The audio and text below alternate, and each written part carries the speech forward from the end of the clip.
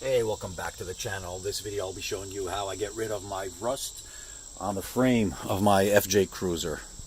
Take a look. Black, keep the Toyota. Review about the Chotek. Switching over to the 787.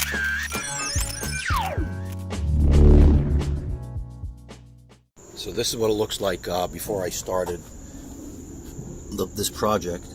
You can see that rust. It's surface rust, it's not deep, but it's rust and it's the beginning. And if I'm going to hold on to the FJ for a while, might as well do it.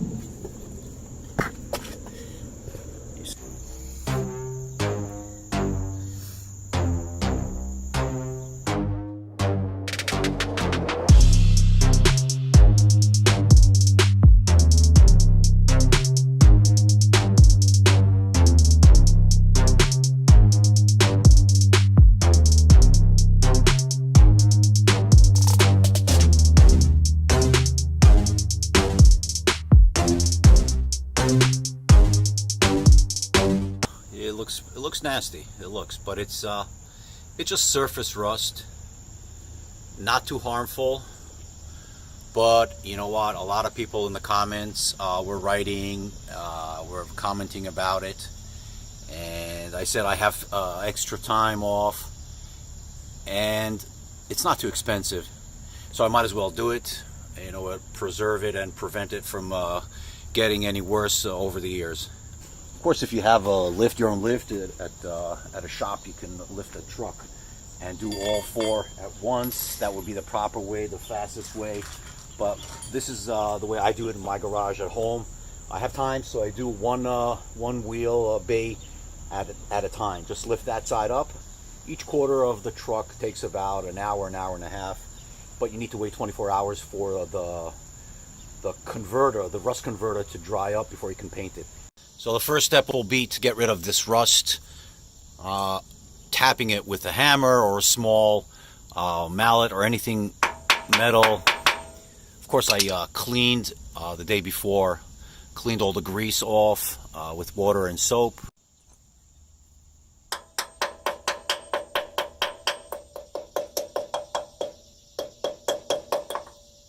As you can see, surface rust is coming off.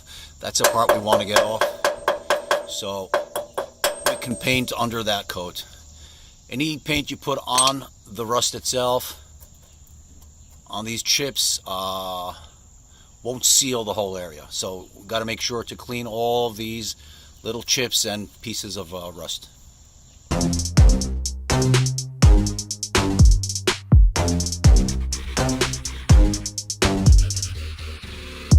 Look at all the rust chips. I'm getting a good amount off.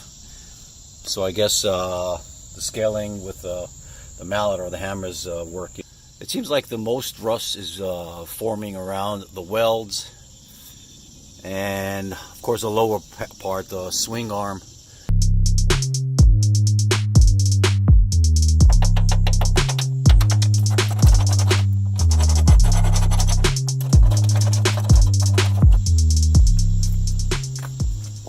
That's the next step. Clean everything up, all the rust, all the residue with, I don't know, a wire brush, a drill with a wire brush head, and just get in there to all.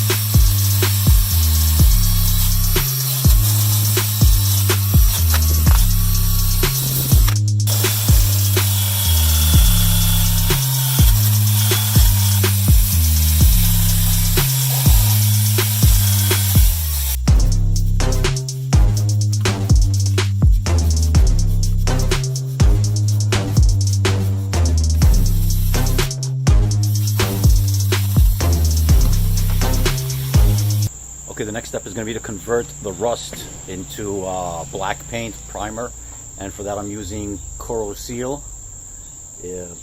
rust converting metal primer. I picked this up at on Amazon, and it was like I think $19, something like that. You can find a link for this down by the description. I've seen some YouTube reviews of this, and it's pretty good pretty good converter. So Amazon, you know. So it's pretty much a white kind of paint. It smells like vinegar. I'm sure it's based on vinegar and some other chemical. And pretty much what it does, once you apply it and it dries up, it turns black.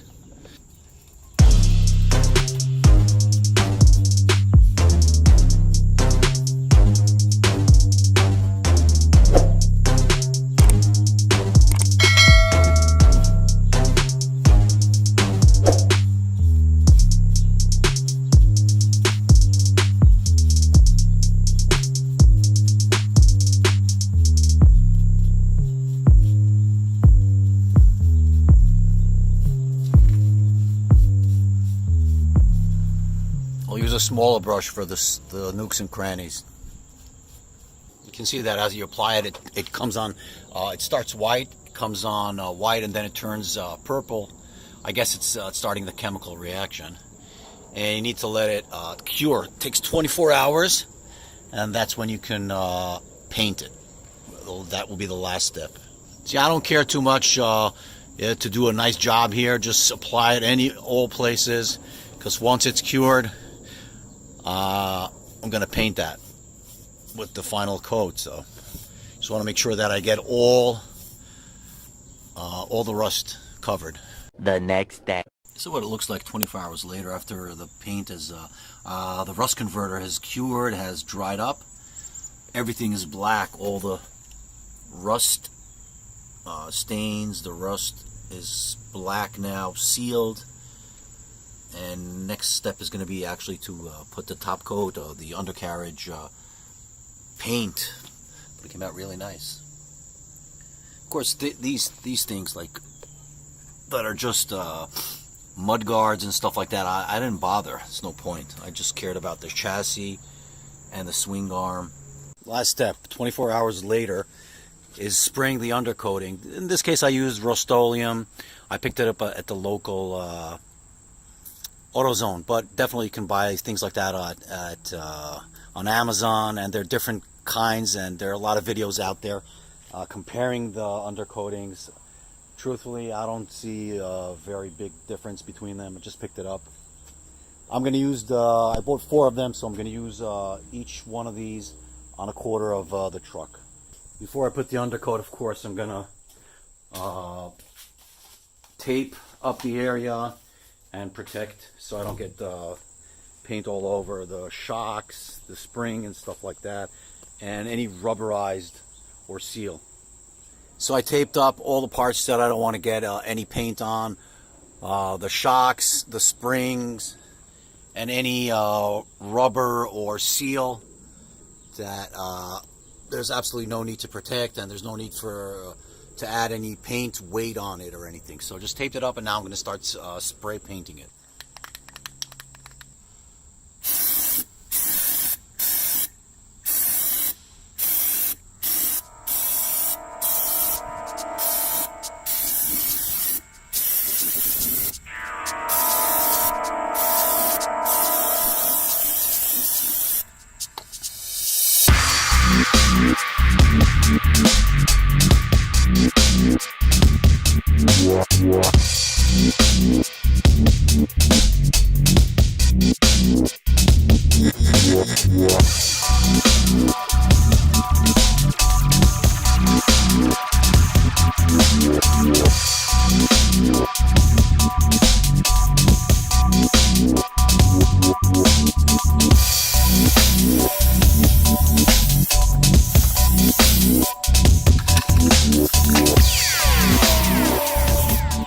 That should do it. 2 hours later. Now that's what it looks like after it's dry, cured, and without the tape, and that's the final result. Pretty nice if you compare it to what it was before. Of course, I didn't touch the rotors or anything, just the chassis.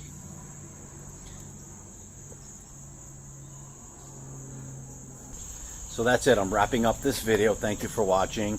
Got 2 out of the 4 done. Thank you for watching. These are the 2 wheels.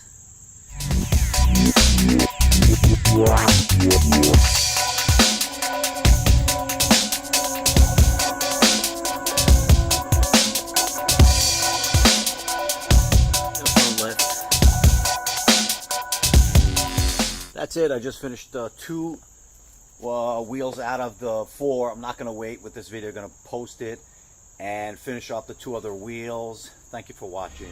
Peace out.